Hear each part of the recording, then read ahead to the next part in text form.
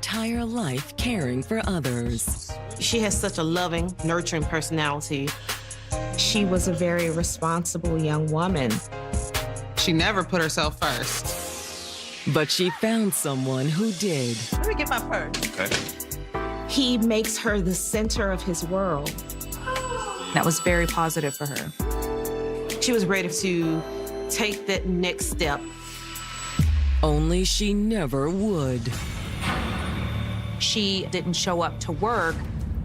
She's literally just disappeared. Give me a call. That was a red flag. They knew something wasn't right. The search for the missing woman leads nowhere. They had hit a dead end. We didn't see nothing that stood out. They aren't able to come up with a single shred of evidence. Until one phone call changes everything. They saw on Facebook that she's missing. Alarm bells are definitely going off. And his friend said, you know, he acted funny. What was you doing with the shovel? 7th, 2017. It's almost spring in Texarkana, Arkansas, a town of 30,000 that's just across the state line from its Texas twin. You don't even realize when you're in Arkansas or Texas. They are twin sisters, so to speak, because they have a very, very close culture. A lot of that culture revolves around the majority of piney woods that surrounds both of the cities. A lot of people hunt. There's like 50-something thousand acres of core land, which is like public hunting. But on this chilly March morning, one worried mother is hunting for her daughter, 35-year-old Crystal Reed. Crystal's mom is unable to find Crystal. She tries calling her and Crystal doesn't answer, which is not typical for Crystal. Crystal is usually the type that would respond to her mom right away. Her mother was immediately alarmed. It's Crystal, leave a message. Hey, Crystal, this is Mom. When you get this message, give me a call. That mother's instinct kicked in, that something just isn't right. Unable to reach Crystal directly, her mother calls the sandwich shop where she works. Hello? Hi, sorry to bother you all, but is Crystal Reed in? No, ma'am. She's not. Okay, thank you. She still didn't show up for work. That was a red flag. Crystal was never one to shirk her responsibilities. Something was wrong. 35-year-old Crystal Reed had always been known to put the needs of others before her own. Crystal was a beautiful soul who was well loved by everyone she came into contact with. She took care of her family, her friends, and whoever else was in need. And the person she cared for most was her disabled little sister. Crystal spent a large part of her life caring for her sister. Because of the love that she had for her sister and just her natural instinct to care, that says a lot about her. She was very responsible in keeping a consistent schedule in not only taking care of her sister, but also checking in with her mom. But as Crystal got older, she finally decided it was time to do something for herself. She wanted to meet someone to share her life with. She was ready for love, ready for romance, ready to take that next step in her life. That's when Tony Taylor entered the picture. Tony worked at a telephone company and he met Crystal on a service call. So I am actually just about done. Yeah. Now, Tone, try that. Thank you so much. No problem. So, now that the phone's working, you should let me call you on it sometime. She's initially a little apprehensive. It's natural for someone to have a little reservation. Tony just didn't seem like her type. He was a country boy, so he knew his way around the woods. He was a hunter. You won't regret it, I promise. All right, I guess that'll be okay. Yeah? Thank you.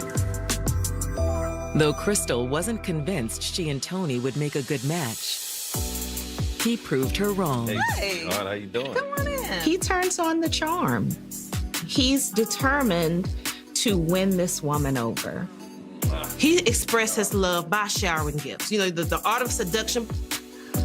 After years of caring for others, it was a refreshing change for Crystal. Tony was able to demonstrate his ability to care for her. Someone is prioritizing her, putting her first. And Crystal leans into that.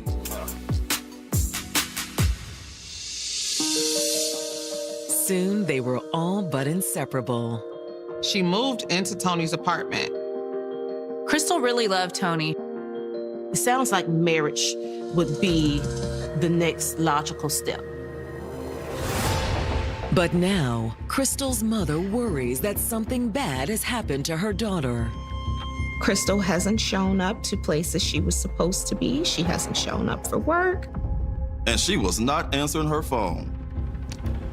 Not to show up at all and not call, that's not the norm.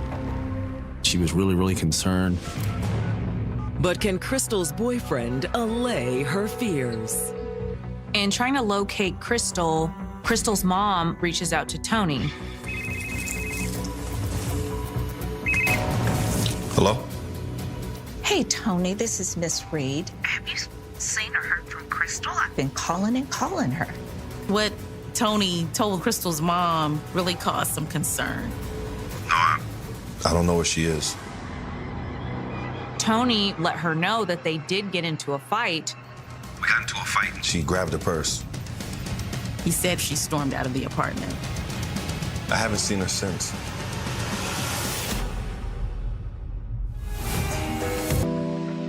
After spending most of her life caring for others, 35-year-old Crystal Reed had finally found someone interested in taking care of her for a change. Falling in love with Tony was something that was very positive for her. He makes her the center of his world. This feels good to Crystal because for so much of her life, everyone else, namely her sister, has been the center of her world. They were building a life together and talking about marriage. But now it appears their world has fallen apart. When Crystal's mom was unable to contact her, she attempted to reach her at her new job. And when she found out that Crystal didn't show up to work, that was a red flag, and that Crystal is a no-call, no-show at a new position. It caused her mom lots of concern. And when her mom contacts Tony, Hello? he says that Crystal stormed out of the house after an argument the night before. He hadn't seen or talked to her since then. She's not answering her phone? Tony is just as shocked as Crystal's mom was that she couldn't find Crystal. You haven't called her? I figured she was still mad at me. Depending on the relationship one has and the level of the argument, people can go and cool off. So it is natural, generally speaking, for people to take time out. But now that Crystal was not answering her phone, Tony didn't seem so sure. You think something happened to her? I don't know. In situations like this, individuals will start thinking of the worst possible outcomes. After she gets off the phone with Tony, Crystal's mom makes another call to the police. At this point, there's nothing left for Crystal's mom to do except for file a missing persons report. When was the last time you talked to her? Yesterday. Crystal's mom told the police how out of character it was for her to stay out of touch. And she also told them about the argument Crystal had the night before. But the response she gets from the police isn't what she hoped for. Tomorrow. There's a lag unless it's like a hot case or a hot crime, something in motion. Officers will take a report, they'll turn it into the supervisor, and then it gets turned in basically in our system, and then it comes to CID usually the day after. A lot of times missing persons just wanted some time alone. They normally come back within a few hours or the next day. Maybe she had a flat tire and her phone died, or something came up on the schedule that she didn't know anything about. The next morning, there's still no word from Crystal. So detectives follow up with her mother. We started looking into what kind of person she was and where she might have been gone and what I'd gone to. We spent a little time with her mother. So her boyfriend hasn't heard from her? No, I talked to him this morning. I even called her job. Nobody's heard from her. It's been 2 days. Okay, thank you. After speaking with Crystal's mom, detectives pay a visit to the apartment Crystal shares with her boyfriend, Tony. Thank you for seeing us. He said he wanted to help. He was concerned for her, too. I can't believe this is happening, man. I mean, really came across that did love Crystal. If you have an argument with your loved one of the first things you do after you cool off is try to reach out to them. You make a phone call or a text, try to make an apology or see if they're going to apologize. I mean, I've been trying to call her and she's not answering. And Crystal had never called back. He seemed really worried at this point. However, the detectives can't take Tony entirely at his word. You mind if we take a look around? Yeah, sure. He was willing for them to search it. He's like, come on, I have nothing to hide. Tony was very helpful during the investigation. Walking through the apartment, the detectives don't spot anything unusual. Didn't find anything suspicious. Thanks a lot. Thanks for your time. Take care. After the walkthrough, the detectives speak to the couple's neighbors. They had knocked on a few doors and were eventually able to speak with the woman that lived directly below them. Hello, ma'am. She told police she would hear Crystal and Tony arguing fairly often. What kind of arguments? The usual stuff. Anything ever get physical? No, not that I know of. She never heard anything that would alarm her that it was physically violent or that it could possibly be dangerous. This is kind of like their norm. They fight, they make up and break up. Which, let's be honest, wasn't all that unusual. The neighbor also says that she'd overheard Crystal and Tony arguing the night she disappeared. Which, of course, fits with what Tony had already told them. She told them they had a heated argument. Did you see her leave? No, but I think I know where she went. Oh, where's that? What their neighbor said next added an entirely new angle to the case. She says, I think that she has been having a love affair and it has been going on for some time.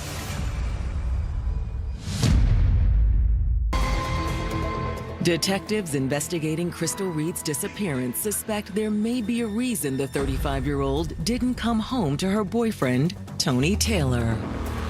There are rumors that Crystal is having an affair. A neighbor told police officers that there was possibly another person in Crystal's life. Maybe this is where Crystal had run off to after she left Tony during that argument. Do you know the guy's name? Nah, I just heard rumors. Do you know where he lives? No. She had no information on any potential party that Crystal could have been speaking to or other place that she would have gone. It was the slimmest of leads. Hoping Crystal's family might know more, the detectives reach back out to her mother. When detectives received the tip of a possible second relationship, they have to investigate it. The police come back and they ask Crystal's mama, did you know if Crystal had an affair? An affair? Her mother was absolutely shocked by the question. Crystal's mother says that whatever the police heard has to be wrong. Mom was like, she seemed happy, she seemed joyful. She was enjoying her place in life. She had somebody she could depend on. Things were moving upward. Why would she have an affair? So she never said anything to you about seeing someone else? No, absolutely not. They had a very unique relationship. And even if she doesn't explicitly say it, I know my daughter, there would be some sign that maybe something else was going on outside of that. And there was no indications.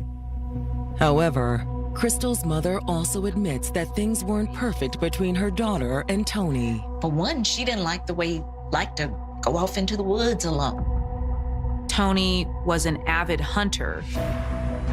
We're talking about Texas Arcana. So, there are a lot of hunting grounds here. You have a lot of parks. And you like to hunt, you're gonna hunt. That's his pastime. That's something that he is really good at. He has several hunting leases out in the woods of Texarkana. I personally thought it was pretty good for him to get away sometime. She assumed that they were a couple who occasionally has arguments, will also take time outs and recover, and then come back together and move forward in their relationship. So her mother doubted that Crystal had been having an affair. Was Crystal keeping secrets from her mother? Or was the alleged affair nothing more than a rumor? To find out, the detectives subpoena her phone records. Police officers conduct a thorough search into her call log to look and see if there was any evidence of Crystal communicating with anybody who she could have been having an affair with. They come up empty-handed. There's nothing in this call record, these details, that suggests anything. Her regular calls were all to her family and Tony. The police were unable to find any consistent communication with anyone else that would have alluded to the fact that Crystal might have been having an affair. When the detectives search through Crystal's text messages, they likewise fail to turn up any leads. They're baffled. In all of their digging, they aren't able to come up with a single shred of evidence that would suggest Crystal is seeing someone else.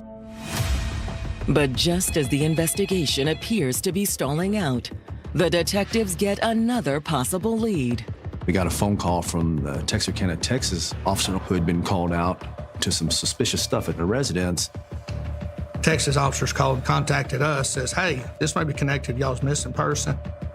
The officer on the phone mentions a familiar name, Tony Taylor. The people that lived at the house, they were friends with Tony Taylor. The husband had hunted with him on a hunting lease, and they said he came in the house on the 7th.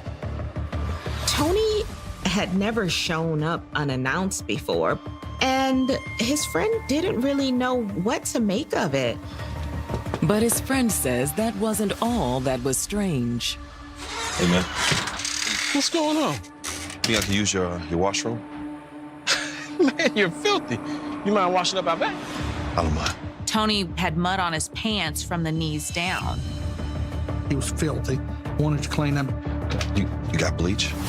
He started cleaning his hands with bleach, which you know as well as I do, that's not really a common thing to wash your hands with is bleach, unless, well, in my line of work, it's unless you're trying to hide something. Could this be the break detectives need to find Crystal? At that time, myself and Detective Hack, we went to this residence, which is right off Texas Boulevard, on Texarkana side of town. We were able to talk to the person that lived at the house. And so you thought he was acting suspicious? Well, not suspicious, just strange. Tony is usually the type of person who's making jokes and making light in a conversation, but Tony was behaving very oddly. He was quiet and very reserved. I didn't even know about Crystal.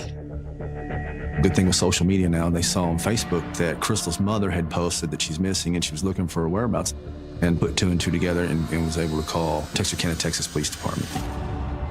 And his friend said, he acted funny. They thought it was weird. However, according to Tony's friend, asking to clean up wasn't the only odd thing he did. Tony asked this friend if he could leave some items at his house for a couple of days. What kind of items? Well, that's the part that really got me worried. Tony brought a muddy shovel to the house. Detectives searching for Crystal Reed have received some disturbing information about the missing woman's boyfriend, Tony Taylor. Tony had showed up at a friend's house the day after Crystal disappeared, covered in mud and looking to get rid of a few suspicious items. Tony had a shovel, muddy boots, plastic garbage bag, and asked if he could leave these items on the back porch. You still have them? Yeah, they're on the back porch where he left them. You mind if we take a look? Yes, sir. At that point, they decided, hey, we're going to call the crime scene unit out to analyze the stuff. And we started processing that stuff and realized, hey, there is something to this. One of the items that was taken into evidence was a blanket that appeared to have a blood stain on it. That coupled together was just very suspicious. It seemed more like somebody was trying to cover something up. Again, taking the bleach bath, you're trying to get rid of evidence is what it sounded like. Or could it be a false alarm? We processed the items that looked like blood at the scene. We collected some on an OBTI, presumptive blood test kit. And basically what it does, it tells you, hey, this is positive for blood or negative for blood. And in this case, it was not blood, but we did collect that stuff. We photographed it. They also collected the bleach bottle that Tony had used while he cleaned up. It's best practice, collect as much as you can and decipher later, because there's been a lot of times where investigators have not collected things they wish they had. So we just try to be as methodical as we can. While the CSI work, the detectives see what else they can learn from Tony's friend. His friends seemed to be real good people, upstanding, hardworking. So he wasn't all interested in trying to cover up for someone's crime. He wasn't close to Crystal. He knew who she was, but they were better friends with Tony because of the hunting lease. They knew something wasn't right, and so they reached out and they did the right thing. And the detectives suspect they can do even more. That deer lease where you all hunt, where is that? He said Ogden, Arkansas, which is about 15, 20 miles up the road to the north of us here. So can you show us where it is? Yeah, okay. Oh, okay. Thank you. Detective Easley really had a feeling about it. He's like, hey, show us where this is. Knowing people are creatures of habit. You're just not going to dispose of a body in an area that you don't know. He rode with us and we went out there to look at it. While the detectives head out to the hunting lease, the CSI team heads to Tony and Crystal's apartment. Got a search warrant for the apartment. While they hadn't found blood on the items Tony had left at his friend's house, their story gave detectives enough probable cause to secure a warrant. The last person that saw her alive or saw her anywhere was Tony Taylor at the apartment. We had him cleaning his hands with bleach. Tony isn't home, but the building manager lets the crime scene investigators into the apartment. We walk inside and immediately noticed it was pretty clean. Which is the same thing that detectives noticed in their brief walkthrough after Crystal's mother reported her missing. The earlier search had failed to find anything suspicious, but that doesn't deter the CSI investigators. They are doing a hardcore search. It's now more targeted. As CSI continues searching the apartment, the detectives and Tony's friend reach the hunting lease in Ogden. We get coming by a big gravel pit. Look, you can see tracks. It looked like somebody stopped there, and you can see footprints. This is a very large area, so it's probably 40 to 80 acres. So we look around there, just, statistically, they're not going to carry a body very far. She was like 5'5", maybe 120, 130 pounds. She wasn't a large woman at all. She was fairly small, but it's dead weight. So me and Detective Hack, we made a circle about 100 yards, zigzagging, looking. We didn't see nothing that stood out to us. Detectives are back at square one. They really thought they were going to find Crystal's body. Well, so much for my hunch. Yeah, I think I better get the dogs out here. That's a good idea. We called our supervisor at the time and said, hey, we're probably going to need some cadaver dogs up here. But as it turned out, the supervisors had some welcome news for the detectives. The CSI team had found something. We're processing the apartment, taking photographs of it. And at one point, when we're inside the apartment, one of our crime scene investigators, one of my partners, happened to move the couch. They find a big stain. This is very suspicious. We need to start digging deeper. So we've used a chemical called Blue Star, which in the presence of blood, it'll glow like a bluish color.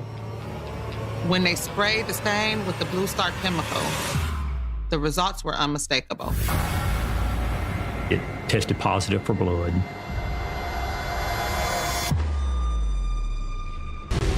The search for Crystal Reed has taken a grim turn after crime scene investigators find a suspicious stain in the apartment the missing 35-year-old shares with her boyfriend, Tony Taylor. They are able to use luminol to confirm that it was in fact blood that they found. It was a fair amount, which led us to believe there was a significant bleeding scenario that occurred there. But that was only the beginning. Hey, let's keep looking.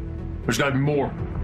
We did notice while we were processing the scene a mop, and there appeared to be a blood stain on the handle. When they spray luminol on the mop handle, they're able to uncover blood on the mop handle as well. They were able to see that blood had been cleaned up throughout the apartment. The telltale traces of a cleanup isn't all the investigators find. We located several other items of evidentiary value, including credit cards, driver license, stuff like that of Miss Reed. We knew something had happened to her. You're not going to leave with a lot of these items still at the house. At best, Crystal's in grave danger. At worst, which is looking like Crystal is indeed no longer in the land of the living. All but convinced they are dealing with a homicide, detectives issue a warrant for Tony Taylor. Based on the amount of evidence that the detectives were able to uncover, their next step was locating Tony. And it doesn't take long for the police to track him down at his ex-wife's house. He was brought down to the investigative division for an interview. He was pretty relaxed. He wasn't confrontational. And in the interrogation room, he sticks to his story. He maintains he doesn't know what happened to Crystal. When was the last time you saw Crystal? 11 o'clock. I mean, not 11 o'clock, 11:30. And she had went out the door.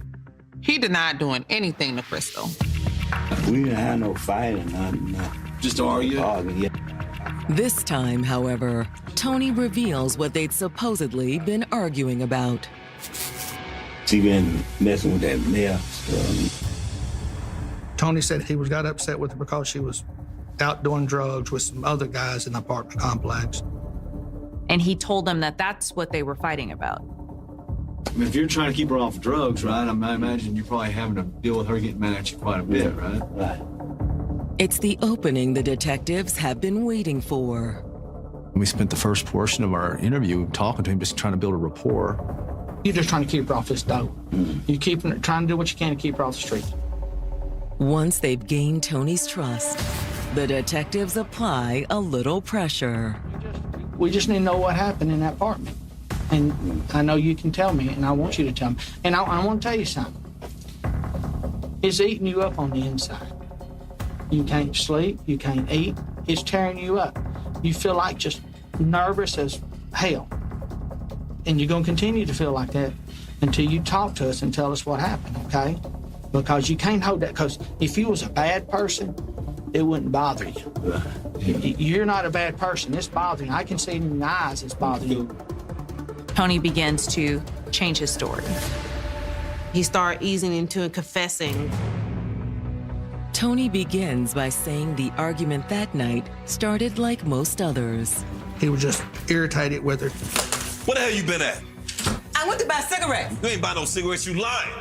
He got upset with her because he thought she was out doing drugs. But he says she was accusing him and you only wanted for sex. And then, according to Tony, things got out of hand. So, what happened? Did she attack you or? He said that she got a knife. He said he was been cleaning his fingernails with his pocket knife and had set it down. And then she attacked him with it. She tried to stab you? Tony says that a struggle ensued. And then at some point in time, the knife got turned around and she was stabbed. You stabbed her? Well, yeah, I whooped it around. Oh, when she had the knife and she was tried to stab her? He told the detectives that he didn't mean to kill her. But that is what he'd done. Where did stab her at? He done, I got a main artery. A main artery, and she bled everywhere, didn't she? Tony said he had tried to stop the bleeding. It was too much? Then, once he realized Crystal was dead, Tony made a fateful decision. He went into survivor mode and started cleaning up. Tony confessed to the detectives that he disposed of Crystal's body. With Tony's confession secured, the detectives move on to their next goal, recovering Crystal's body. You don't want her out there. You don't want her where she's at? That's not right for her, you know that. So let us go get her, okay? The detectives really lean on the fact that they want Crystal's mom to have closure. And they continue to lean on Tony, trying to get him to do the right thing. We can take it back if you would, Tony. I know you would, wouldn't you? You're not a bad person. You made a mistake. Trying to help her, you made a mistake. But we can't leave her out there in this weather. Sorry. Oh, well. We know you are. We know you're sorry. We know you didn't mean for this to happen. His telltale heart was getting to him. His conscience was getting to him. He told us, and I took her out in the woods and buried her. And now, there was only one more thing the detectives needed. Would you take us up there and show us? Tony Taylor has confessed to detectives that he killed his girlfriend, Crystal Reed, during an argument. He claims she attacked him with a knife and she was stabbed during the struggle. Tony told detectives that it was an accident. And he agreed that he would want to take them to see where he buried Crystal. Little Pete, wow. That's okay. Tony leads them out to the hunting lease his friend had taken the detectives to earlier. However, he led them far deeper into the woods than their initial search. He actually toted her for over a mile through the woods. That's a long ways to go. He had to cross a fence. It was muddy. Some of the area was swampy. He had to cross a creek, a ditch, and then he couldn't go any further, so he had to cross the creek again. Although for Tony, it was familiar work. Hunting and stuff, dragging out a deer is taxing. The detectives are deep in the woods before Tony finally stops. Tony said that is where he buried Crystal. He had disguised the area, scattered leaves, and had placed a couple of small logs and limbs and stuff over the burial site. Once the police start digging, they don't stop until they're about 5 feet deep in the ground. The digging ultimately reveals a large hunting game bag. It wasn't just a body in a grave with the dirt mixed with it. The bag was sealed up. It had duct tape around the top of it, so we didn't want to break that because we wouldn't want to disturb anything, lose any vital evidence at that scene. And at that point, we called the Little River County coroner. She was transported to the Arkansas State Crime Lab. Tony is taken back to Texarkana and booked on murder charges. Tony is arrested for murder, tampering with evidence, and abusing a corpse. But will the results of Crystal's autopsy corroborate his claim that he acted in self-defense. That was only one single stab wound, and she did die from that. However, that's the only part of the autopsy findings that lines up with what Tony told the detectives. The angle of her injury indicated that Crystal was actually trying to run away from her attacker when she was stabbed. Tony told detectives that they were fighting over the blade when he accidentally stabbed Crystal. However, Crystal wasn't coming at Tony. She was running away from him when she was murdered. Based on the autopsy, detectives believe Tony only told them a partial truth. Tony got upset with her because he thought she was out doing drugs with some other guys in the apartment complex. He believed that Crystal was out doing drugs and partying and was with other men. Thinking that you're being made a fool of. Thinking that someone is lying to you. Those type of things build up and then can cause a snap. Where the hell you been? I went to buy cigarettes. You lying. Why you always lying to me? And in that moment of anger, he'd lashed out.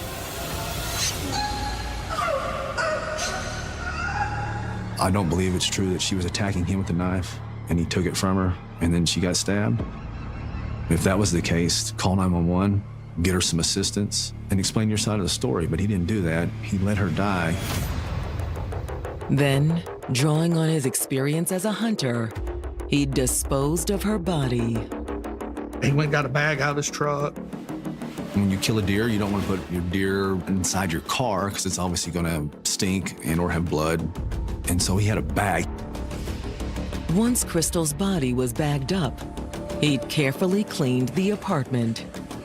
He was pretty meticulous on the disposal of the body, using bleach because he knew that it would get rid of the DNA. Then he'd driven out to the hunting lease and buried Crystal's body deep in the woods. Tony went to great lengths to try to dispose of Crystal. But along the way, Tony's plan had gone awry. On his way back to Texarkana, Crystal's mom calls and says, Tony, we need to meet up. So he well, I can't go meet her with all these dirty and bloody clothes and shovels and stuff in my truck. So he drops it off at his friend's residence. And when Tony's friends heard Crystal was missing, they called the police. Had they not reached out to us, we probably eventually would have gotten to Tony. It would have taken a long time. But Tony never stands trial for what he did to Crystal. He pled no contest, meaning that he's not admitting to doing it, but he's not saying that he's innocent.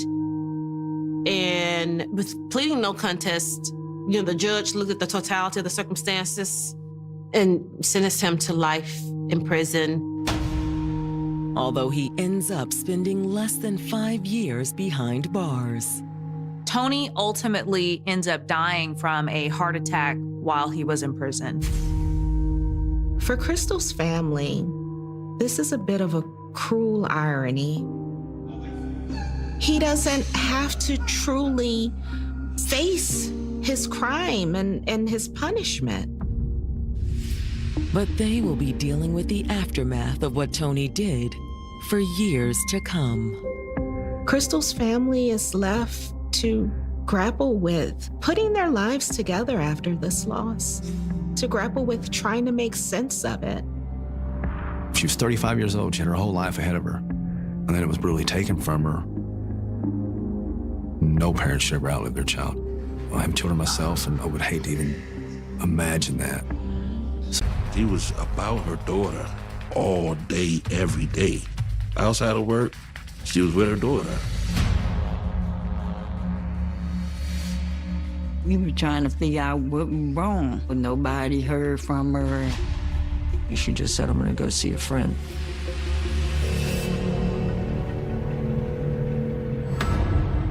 Family members were back in this neighborhood again today, passing out flyers. This is more than just a missing person. An anonymous tip came in, and that 6 people were involved. They wanted to teach her a lesson. Nobody just stepped up to stop.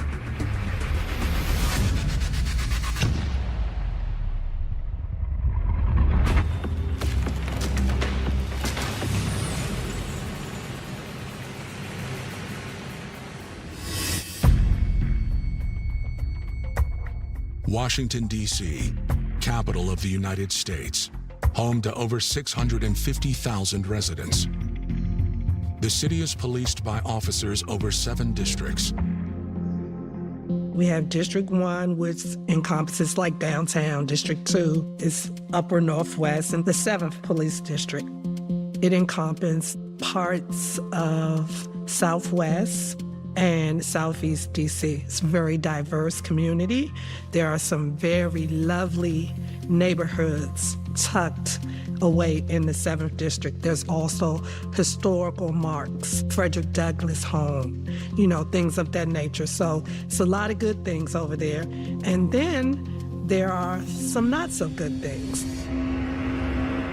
On Monday, August 9th, 2010, family of 18-year-old Letitia Frazier walks into the 7th District Police Headquarters in distress. Caroline Frazier, Barry Campbell have responded in, demanding service. Letitia's mother, Caroline, says they filed a missing persons report days ago. Caroline Frazier had been at her ends with. She wasn't getting the response that she felt she should be getting from the police department. They was telling her she's a teenager, she just probably didn't come home, and so then we all went back to 7th D. Detective Jackie Middleton meets with him. The family gave me the layout of what has happened, what had transpired through the past week. Caroline says they first became worried a week ago when Letitia, also known as Tish, didn't answer their calls. We called Tish, no answer. Kept on calling Tish, and no answer. And we say, this ain't Tish that don't answer her phone. We didn't get no calls from her. We called her. We were trying to figure out what was wrong. And nobody heard from her and nobody this. So we started looking for her. When they couldn't find Letitia, they went to authorities, but hit another roadblock. Letitia Frazier was now an adult. They were told that they had to wait 24 hours to report her missing. They tried to say that she ran away, but we say she don't never run away. I said, that's not like her. She wouldn't be doing that because she has a daughter here, so she wouldn't be doing that. She would not just not come home. She kept the child with her. On her days off, her mother helped her because she worked. And so Caroline would keep the baby with her so that Letitia could work. And for Letitia not to contact Caroline, just to check on her baby for over a week, like radio down, nobody's heard from her, nobody's seen her. It just was an indicator that something awful was wrong. She didn't hang out in the streets. She didn't go to clubs. She didn't do none of that. If she didn't come home, something happened. Born on October 3rd, 1991, Letitia Frazier was the youngest of Caroline's 3 daughters, and her father, Barry's firstborn. Carolyn and Barry, mom and dad, were no longer together as a couple, but they were definitely family, and they kept everyone close. But I wasn't there is full hand, parents living together type. She lived in one house with her mother. I lived in another house, but so when I had that time with her, I tried to be the best, give her the best of me when I was around her. I took care of all of them. Like I said, I raised them all mostly by myself, and couldn't ask for nothing better. As a teenager, Letitia started thinking about her future. When she about 15, 16, she started, watching me cook, like chicken and stuff like that. And she started picking up, Mom, can I help you to do this? I said, go ahead. Can I help you to do that? I said, go ahead. That was one of the conversations that we also had, that her passion for food and cooking. I was like, wow, so that's why you should, continue to go ahead and go to school once you, graduate, focus on, your career in cooking. But at 15, Letitia became pregnant. I didn't want them to go out and get pregnant at a young age, but it happened. I had to deal with it, help her to take care and everything. It happened. Now let's work through it, let's grow. We all live and learn throughout life, so this is a lesson learned. In 2007, Letitia gave birth to a baby girl. It was just that precious. I felt real good as a grandfather, and my daughter was real happy. She was a good mom. I mean, she did everything she could do for her. She bought her stuff when she was working, made sure she ate good, did her hair and everything. Letitia was determined to finish high school. She stayed in school, she focused, she continued, she graduated on time. So she had a scholarship to go to PG for culinary arts. But she didn't want to go right after school. She wanted to spend time with her daughter. That was another, just mother spending time with her child. She wanted to just be out of school for a year. She loved her baby, was working at McDonald's and everything. So she was doing up okay. She was about her daughter all day, every day. Outside of work, she was with her daughter.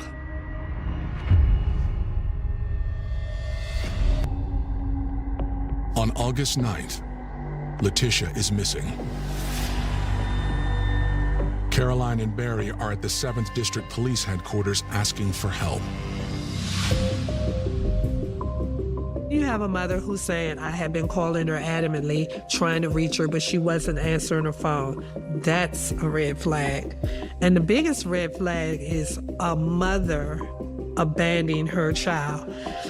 You don't see that a lot. Caroline tells Detective Middleton that she'd contacted the McDonald's where Letitia was scheduled to work the night she went missing. I called them and they said she left out of there. She went home and I talked to the lady and she told me she ain't seen her come back in the next day. Letitia would take the bus home once she completed her shift, and on many days, her boyfriend would meet her, and they would ride back to D.C. together. The boyfriend is 20-year-old Ronell Nails. He was a pretty nice young gentleman. When he came over our house a couple of times, we called Ronell. He last saw her on the day that she went missing. They were actually together. They were riding on a bus. She got off the bus. He continued on his ride. In Parkland. He got off, so she supposed to met some friends of hers. The detective asks if there are any other men in Letitia's life.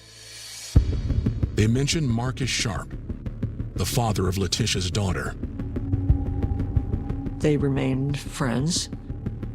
That was confirmed through Caroline Frazier that they weren't together and that they were co-parenting. Detective Middleton has heard enough to share the family's concern. I now want to talk to all these people. So going forward, that's what I did. Once the fire got sparked under Miss Middleton, she went rolling. She didn't, she went out and stomped the pavement. This was a young lady of stability. This is more than just a missing person.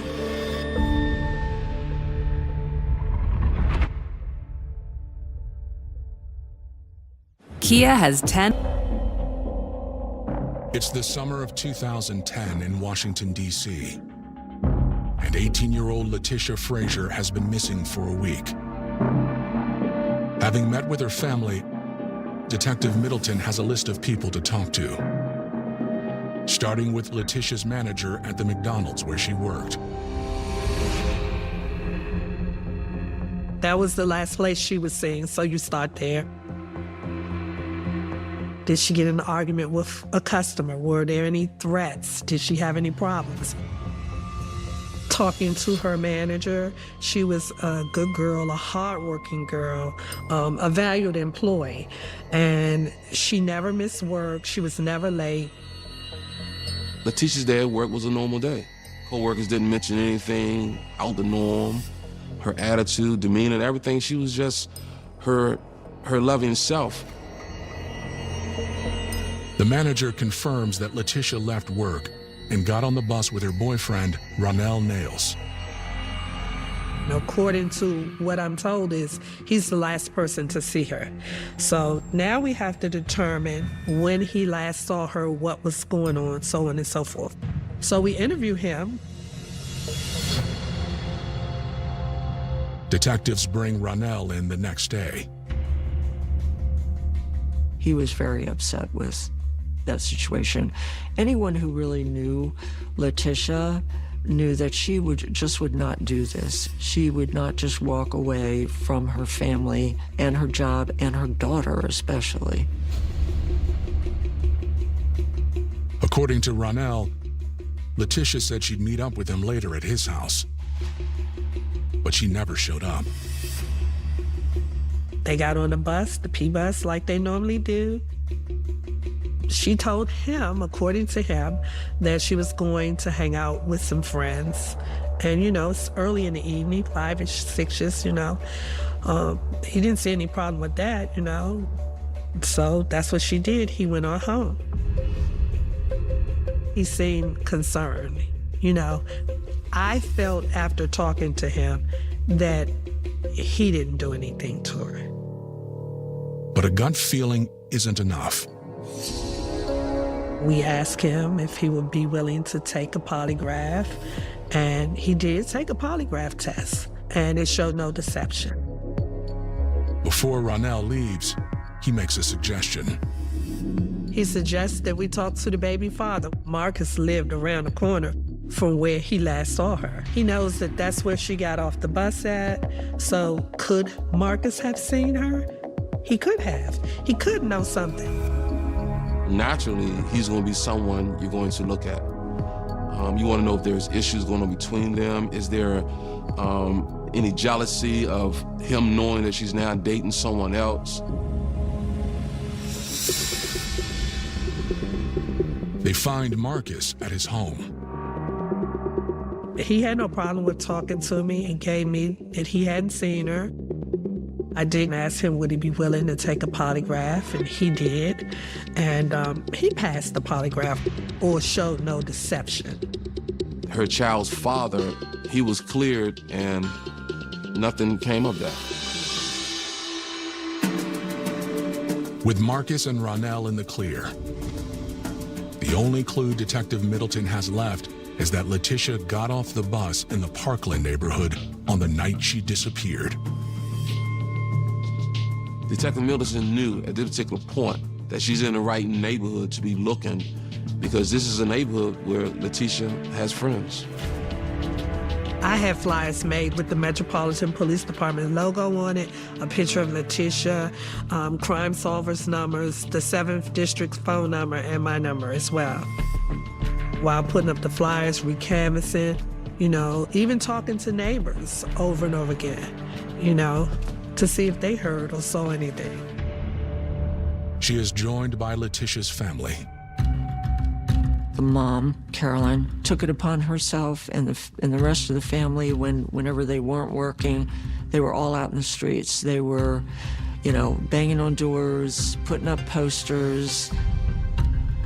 We have an employee missing from work. We have a mother who hasn't been in contact with anyone. Something's going on here. Let's try to figure out where she is.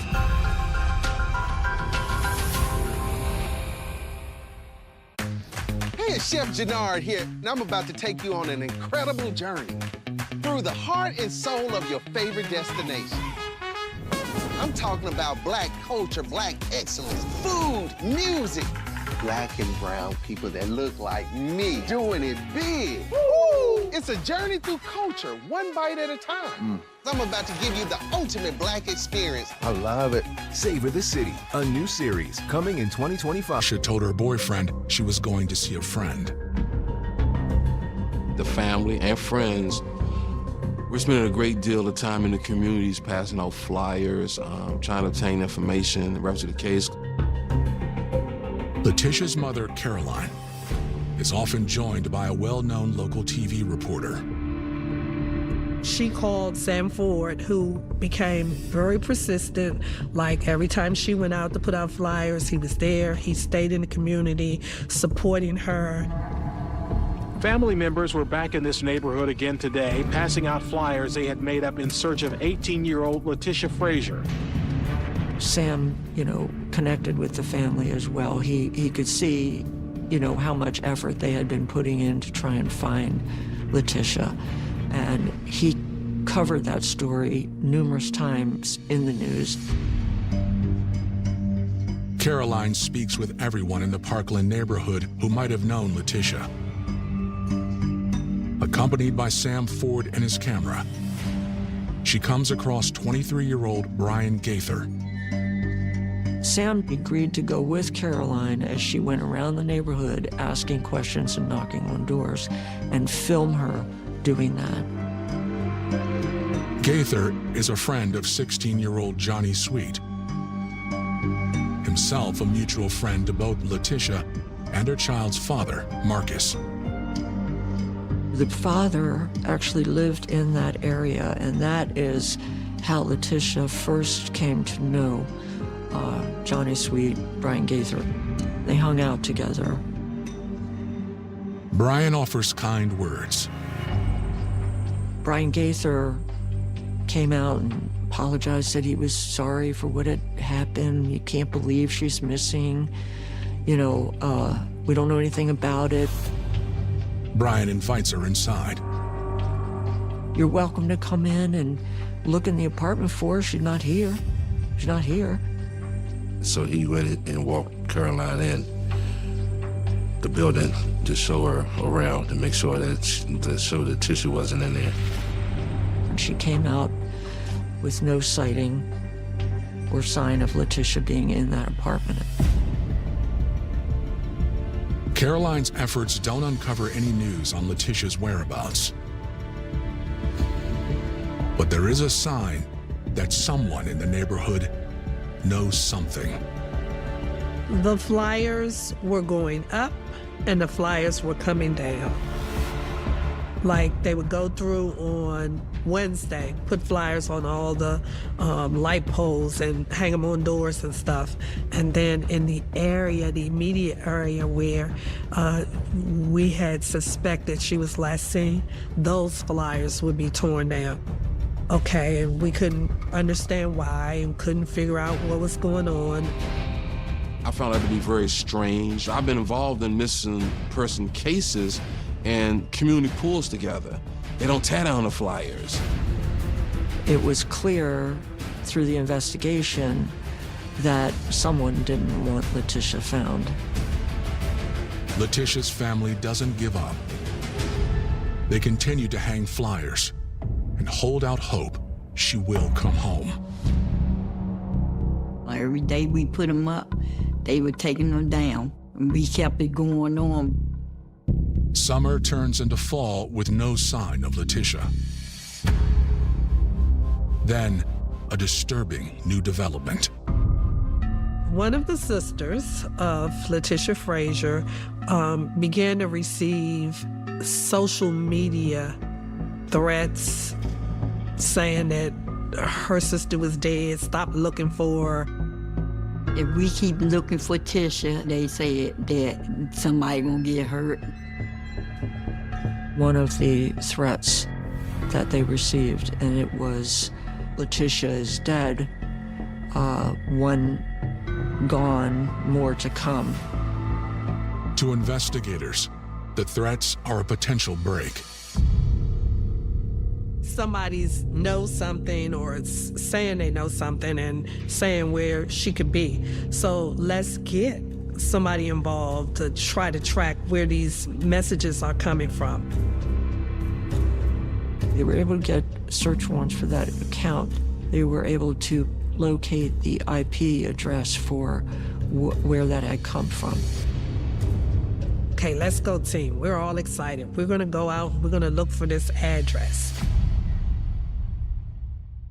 Welcome to McDonald's. How may I help you? Can I please get a big... What I need from you is a chicken Big Mac. A chicken Big Mac? That's not a Big Mac. Actually, it is. It's not a Big Mac. Chicken Big Mac? Chicken patty, special sauce, lettuce, cheese, and pickles on a sesame seed. In the fall of 2010, Washington, D.C. investigators raced to a location where they traced social media threats made against the family of missing teenager Letitia Frazier. We follow the directions to a T, and it takes us, to this address, and we get there and boom, it's a vacant lot. We could only assume that somebody was using their hotspot at that location in this lot. They parked their car there and sent these emails or text messages. So now it's like regroup time. We're gonna try to figure out where can she be, who is she with, what happened. Caroline was persistent. She just kept going, and she kept bringing the media, so it was in our faces. Every citizen saw it. Her daughter, 18-year-old Letitia Monique Frazier, disappeared after leaving her job at McDonald's last August 2nd. She was last seen around Trenton Place Southeast, where the family passed out flyers last summer. It eventually pulled on the heartstring of someone. Someone got tired of watching on the news the mother grieving and the mother requesting answers. Someone felt the need to call the Crime Solvers. The tip comes in on January 10th, 2011, 6 months into the investigation. An anonymous tip came in that Letitia was murdered and that 6 people were involved. We were able to track that information back to the caller. And the caller, really didn't want to come in, but we talked to that person.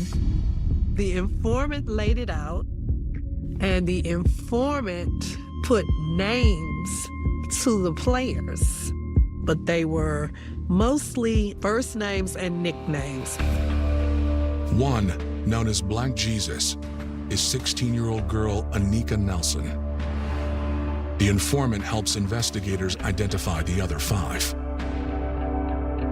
All of these people were supposedly friends of Letitia. There were 3 boys, 3 girls.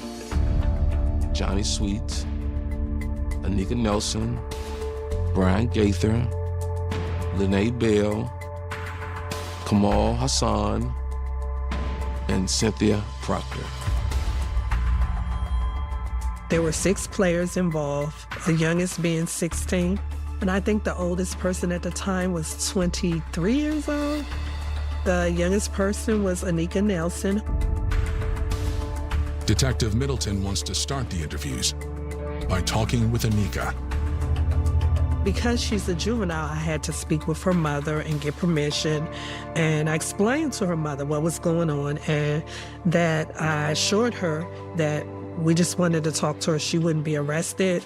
The same way that she came in would be the same way that she would return. And they came in, the mom and Anika. On January 22nd, the 16-year-old sits down with detectives.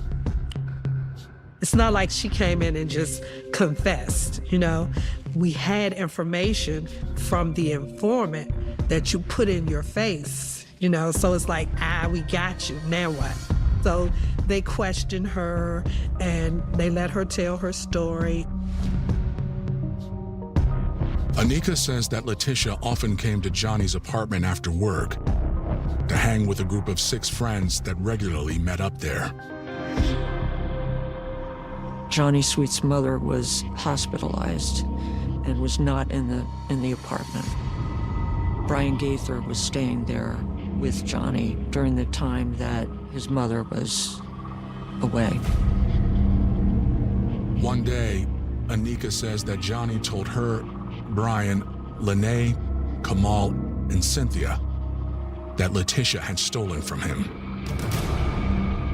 $900 of Johnny's money was missing. And he believed that Letitia was the one who took his money. Johnny was upset, and soon the others were too. Johnny Sweet was angry because he believed that Letitia had stolen money from him. His outrage spread among the friends. All of these folks really were, kind of at loose ends and banded together. Johnny Sweet was actually the ringleader of this group. They got to a point where they wanted to teach her a lesson.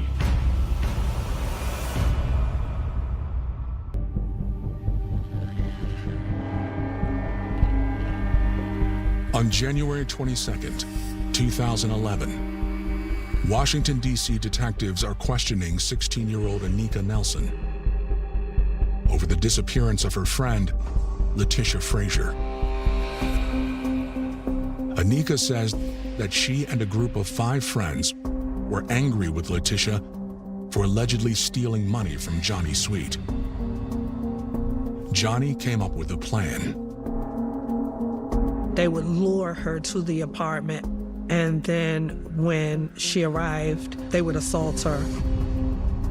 Johnny is the one who talked the girls into starting an assault on Letitia to try to get her to tell him where the money is.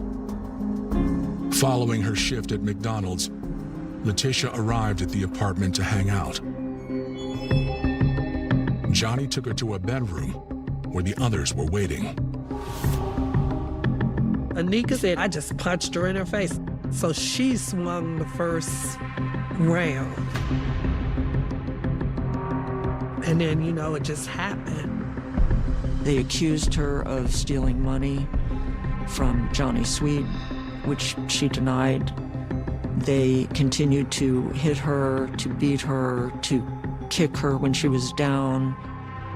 At a particular point, the girls stopped, and Johnny started beating on her. Johnny started stomping all on her. They gagged her mouth with a sock. They put a pillowcase on her head.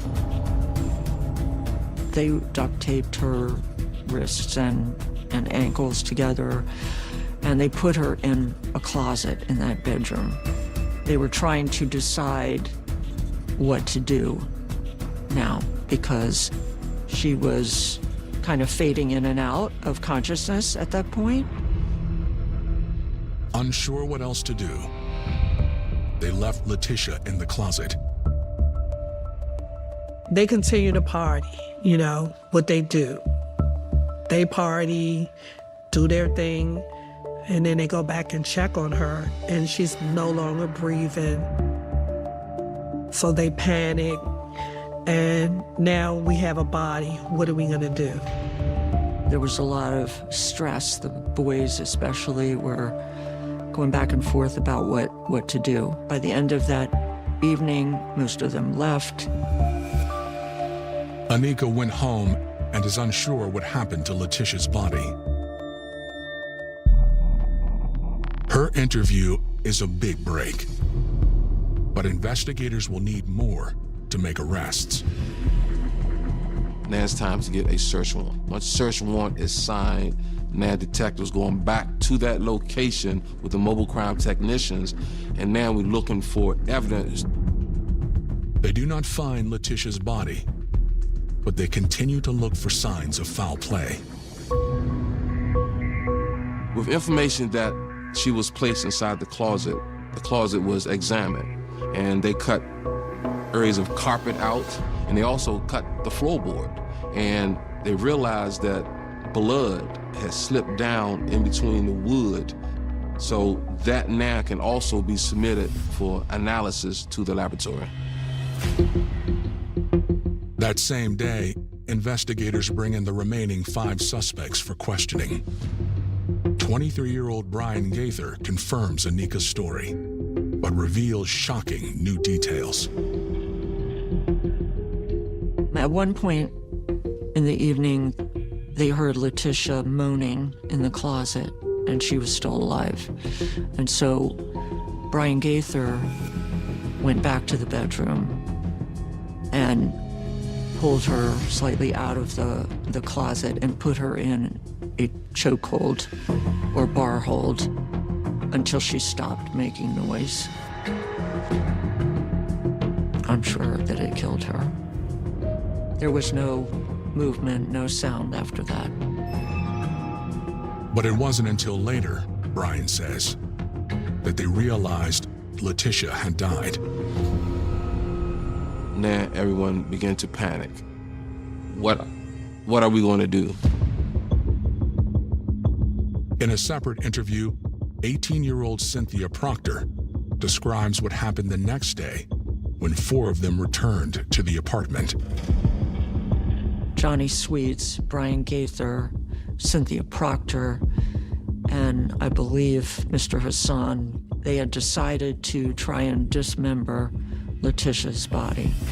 And they put her in the bathtub of the apartment and tried to start that process. Cynthia Proctor used a kitchen steak knife to try to dismember the body. It was so disturbing that Cynthia Proctor, who was 6 months pregnant at the time, began feeling sick, and she had to leave to go to the hospital. Cynthia doesn't know what happened next. Investigators take that question back to Brian Gaither. Gaither took the body in like a Rubbermaid tub to the dumpster out behind the apartments. In the parking lot, there's 2 dumpsters. Placed the tub in the dumpster. Brian Gaither is arrested and charged with second-degree murder. Charges follow for Anika Nelson, Lene Bell, Johnny Sweet, Cynthia Proctor, and Kamal Hassan.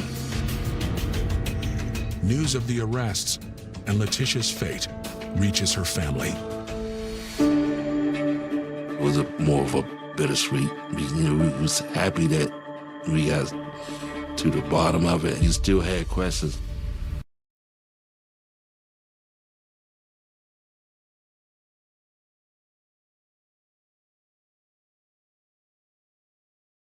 Is the same.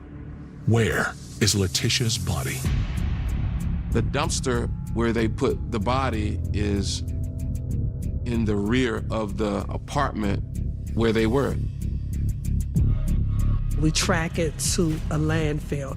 By now, 5 months in, that landfill is a mountain of like 70 feet tall. There was no guarantee that the evidence would still be intact, so command decision was made that we wouldn't unearth the mountain to look for the body. It was hard. It was hard that I ain't had no body for her. And, you know, I couldn't put her in the ground the way I wanted to do. For prosecutors seeking 6 convictions in connection with Letitia's death, not having a body is a major obstacle. It's very unusual to have cases that go to trial where you do not have the victim's body. All you have is people testifying about what happened. By the spring of 2013, 5 of the 6 friends who stand accused of being responsible for the death of 18-year-old Letitia Frazier have taken plea deals. Brian Gaither receives the longest sentence. It was believed that the chokehold that Brian Gaither put Letitia in at the end of this was what ultimately caused her final demise. Gaither started that he was going to go to trial, and he pled guilty. Gaither was sentenced to 32 years. Anika Nelson pled guilty to second-degree murder and kidnapping, received a sentence of 18 years. Cynthia Proctor, who was pregnant at the time, admitted in her plea to attempted dismemberment and beating Letitia. She received a sentence of 21 years. Kamal Hassan, who also pled guilty, received a sentence for kidnapping and second-degree murder and received 18 years in prison for his role. Lene Bell, who was the least culpable of this group, pled guilty and received a sentence of 3 years in jail. That jail term was suspended and she served 2 years of probation. At trial in April 2013. Lene Bell is the star witness against him. Lene was an interesting character in that, although she was there and admitted to being there, she did not really want to participate in what was going on. She was, in her words, goaded into doing something to Letitia. We didn't know all of what happened until the court. And then that's when Lene Bell put it all on the line. The girls were punching all on Letitia, and at a particular point, Lene Bell had told them to stop. And when that occurred, that's when Johnny got involved. He continued to hit on her, and when she fell to the floor, he stomped on her, and he just continued over and over. Lene Bell was up there testifying. Everybody was crying. The whole courtroom was in tears. It was so sad, and it was hurtful to hear. Nobody just stepped up to stop. They beat her up, tied her up, duct tape her, tried to amputate her. Prosecutors say there is no evidence that Letitia stole anything from Johnny. The police looked for that $900 and any link to Letitia. There was no connection whatsoever. And in fact, Letitia was the only one of the group who actually had a job and was getting up and going to work every day to support her 3-year-old child. Prosecutors don't have a body, but they are able to present powerful evidence. They found the blood in the house, and they cut out the certain pieces of carpet that they found with blood on it. The comparison is done between the blood that's recovered and the DNA that's obtained from the family members. The DNA is a match to Letitia. Johnny's attorneys claim that Brian, not Johnny, was the ringleader and the killer.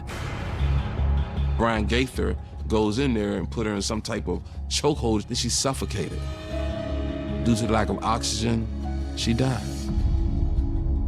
The jury rejects the defense, finding him guilty of kidnapping and first-degree murder. Johnny Sweet, who had the harshest sentence, was sentenced to 52 years. The conviction brings a close to a long and painful journey for Letitia's family. But for Caroline and Barry, their daughter's absence will be ever present in their lives. I just can't accept it right now. I mean, I know she gone. She been gone for a while. But we still give her birthdays and everything. So it's just like she's still here with us. What happens with me and my grief is I'm a family person, so I spend a lot of time with my family. I spend time with my grandbaby, and I just spread my love with my family.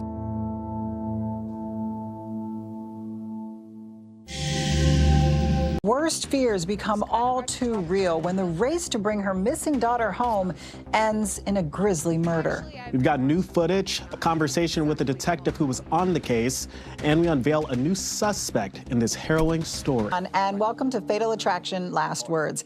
I'm your host, 𝐅𝐔𝐋𝐋, here with my friend and guest host. Rebecca Koster garnered national attention and turned a quiet Long Island town upside down.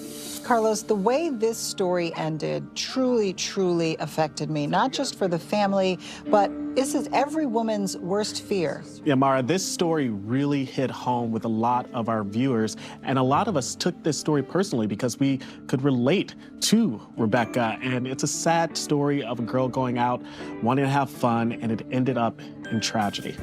Let's get to the story now. Carlos, this young woman clearly had a healthy social life. She went out often with friends, but her mother knew that something about this time was different. Something felt different. You could obviously see that a mother's instinct kicked in immediately and something was off. So I can't imagine what was going on in her mom's mind. And of course, it's natural to call everybody that she knew before involving the police because she wanted to know where her daughter was. In a case like this, time is of the essence. Every second counts. And for Becky Koster, the clock had just started. We'll break down the timeline for missing persons with a criminologist when we come back with more Fatal Attraction Last Words. Join me as I host a new dating show called Asking for a Friend, where best friends try to find love matches for their best friend. It's hilarious, it's revealing, it's surprising. Asking for a Friend. Welcome back. Carlos, when Becky's mom, Barbara, couldn't get in touch with Becky, she started to get more and more worried, and so she was looking for any sign that Becky might be okay.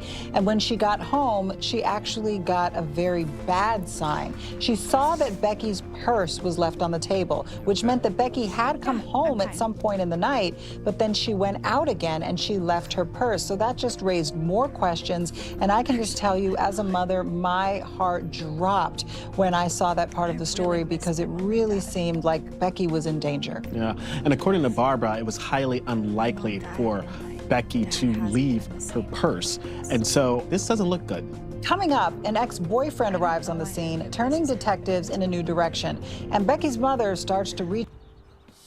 Carlos, Thomas's reaction is incredibly dumbfounding. This is a man whose girlfriend, or the woman he's dating, has just disappeared, and her family is frantically searching for her. And his initial response is to ask the mother if the mother thinks that Becky is cheating on him. It doesn't reflect any concern for Becky's well-being. It's insensitive to the mother, and it also shows how egocentric he is. He's only concerned about himself and his place in this relationship, not the much bigger picture about Becky's safety. He also changes his name to Thomas the Killer, which is incredibly stupid because it raises eyebrows. But not only that, it's also extremely insensitive. Your girlfriend is missing. Well, in cases like this, Carlos, time is of the essence. The more time that goes by, the smaller the chances that a missing person will come home safely. So we turn to criminologist Janice Monday for more information on the timeline of missing persons cases. So once a family has determined that their loved one is missing, again, they should contact law enforcement as soon as possible, certainly by that 24-hour mark. And from the standpoint of law enforcement, they don't officially consider the person missing until that 48-hour mark. So 48 hours without any form of contact with someone in their life, family member, friend, an email, any kind of exchange that lets them know their whereabouts. And when it comes to their investigation and trying to find that person and safely reunite them with their family, you really begin to see that 72-hour window as critical. Once you move past that 3-day mark, investigators become increasingly more concerned that something more serious may have happened to the missing person. And the further out you get from that 3-day mark, a week, 2 weeks, they begin to switch to looking potentially, unfortunately, for a body. Thank you, Janice. Mara, it's a very important conversation because families often do take the search into their own hands. What we often see, especially in cases with Black families, is that they go to police, and police often downplay their missing persons report. They will say, well, are you sure they didn't run away? Or maybe, you know, they're under too much pressure. They wanted to go off the grid for a little bit. And so what I have seen personally are families that take these searches into their own hands in extraordinary ways. They find a way to get canine teams. They organize search parties. They pull surveillance video from local businesses. They do all of this at their own expense because they simply don't want to wait for law enforcement. And we do see Becky's mother doing some of that in this story. Well, Barbara's conversation with Thomas clearly raised some suspicions for her, as it probably would for anyone. And his concern about Becky's infidelity could be a possible motive for him. Fatal Attraction Last Words. We'll be right back. Speculates that Becky may have been seeing her ex, Jordan Kelly. She and this guy had lived together. They had been together for a long period of time. She listens. Carlos, when we talk about infidelity in cases like this, it's somewhat of a double-edged sword because on the one hand, the boyfriend can say, well, somebody else might have done this because I think she was seeing somebody else. But on the other hand, that also gives the boyfriend motive for hurting Rebecca because maybe he was jealous or angry about her stepping out on him. Samara, now the question is Thomas really who he appears to be? He's pointing the finger at Jordan, who is Becky's ex, and as we know, far too often, these jealous exes, it turns violent. And we see this on this show all the time, that when they are jealous and violent, it often leads to murder. Well, speaking of the ex, in this particular story, we have some new information there. We were able to dig a little deeper into the police report, and we learned that police did bring Jordan Kelly in for questioning. Barbara also confirmed to the police that her daughter Becky had lived with Jordan and they had been in a long-term relationship. And so based on that, detectives questioned him and looked into his alibi for the night of Becky's disappearance, and they were able to rule him out as a suspect. His alibi checked out. Well, with Jordan out of the picture, the focus is back on Thomas. But there's another piece of information detectives need to run down. That night at the bar, a mystery man approached Becky. Welcome back. Carlos, it's now been 2 days since Becky Koster went missing. And when we're talking about a missing persons case, that is a very long time. And her family is starting to lose hope. You know, police have ruled out her ex-boyfriend, Jordan, as having any involvement because his alibi held up. And there also isn't a lot of evidence that her current boyfriend, Thomas, is involved in any way. Well, here's the thing. Out of the blue, the family receives a text from Becky's phone saying that she's in Thomas's basement. And so they have a little hope that she's alive because they're getting this text message from her phone. And so obviously they think it's her. So they immediately jumpstart their own search. Well, as alarming as that message is, like you point out, it also is hopeful. And it gave me this little surge of hope. I could feel myself going on the same kind of emotional roller coaster ride that her family must have been on, losing hope and then getting this fresh hope. But it is still very alarming that the message says, I'm tied up in Thomas's basement. Do they have enough time to save her? Right. Let's get back into the story. Becky's mom receives a text from Becky in which Becky writes, Thomas has me tied up. Samara, now we know that the family has received this text message from who they think is Becky saying that she's in Thomas's basement. So we also know from this never-before-seen footage that they staked out the house, but the police also showed up at the house and they searched Thomas's home and Becky is not there. And so this almost seems like it's a setup, but the mom, of course, she wants her baby. She wants to know where she is, so she's not letting up. And this is so difficult for the family because they're getting these text messages, which means either Becky is out somewhere sending these messages or someone is using her phone to torment them. And now we have this new figure emerging, a third suspect, if you will, Evans, who she met at this bar. And he says, oh, this was nothing, we just exchanged information. But it is notable that he is the last number incoming on her phone. And I am of the mind that the last person to have contact with the victim generally has very important information. So the fact that he seems to know nothing makes me a little suspicious. Yeah, it's highly suspicious. The investigation was stalled when detectives get a tip from an unlikely source. 5 whole days after Becky's disappearance, Connecticut police find an unidentified body across the Long Island Sound. Everyone is desperate to know, could this be Becky? We'll have more when we return.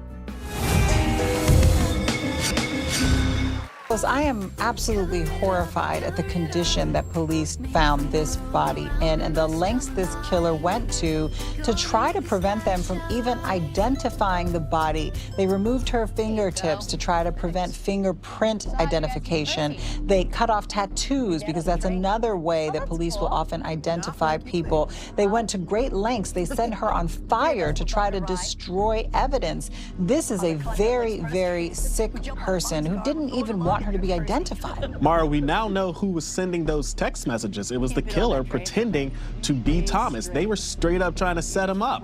Well, when we return, police hone in on Evans Ganthier.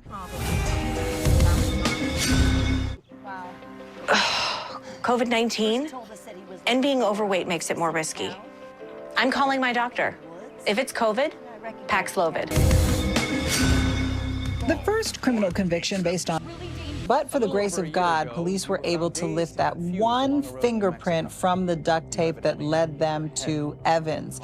And what they heard from him was not supported by the autopsy at all. He says that she fell and she died as a result of a head injury, but the autopsy clearly shows that she was killed by being stabbed. So now we know that this man is not only responsible for her death, but that he is lying about the circumstances surrounding it. Yeah, and he stabbed her, he mutilated her body, literally removed tattoos. He did not want this girl to be recognized. Why would he go to such extreme lengths to murder her and cover it up? We can only guess what led to that final act of him killing her, but I think that it's reasonable to think that maybe she rejected him. And some men we know have a very difficult time with that rejection. We hear these stories of women on the street being attacked, women on the street being killed by strange men who were trying to approach them and have their advances rejected. And that may very well be what happened here with Becky. Let's get back into the story. The autopsy does not lie. The woman was stabbed, and even though he says that he mutilated her body because he was nervous to call the police or whatever, I mean, I'm not buying it. You have to look at this as if it was intent.